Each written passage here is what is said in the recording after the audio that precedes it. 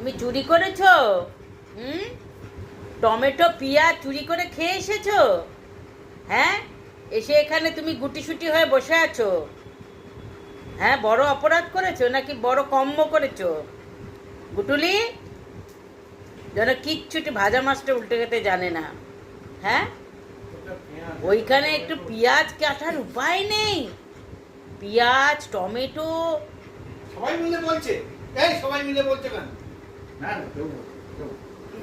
একটু খেয়ে ও চোর, বড় চোর, সরে যাও। ও অ্যারেস্ট হবে আজকে। সরো না তুমি, তুমি সরে যাও, ওকে অ্যারেস্ট করতে দাও।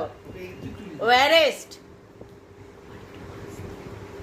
হুম, গুটু অ্যারেস্ট হবে আজকে।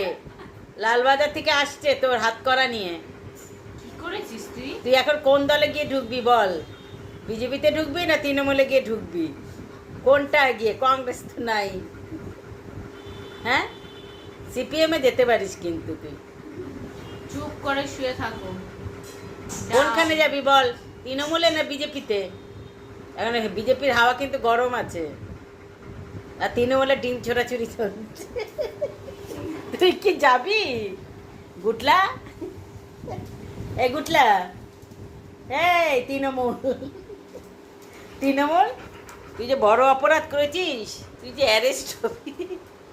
ও বুঝেছে, ও যে চুরি করেছে না, ওরা গড়ায় গন্ডায় ও বুঝে গেছে যে চুরি করেছে। মম দেখ,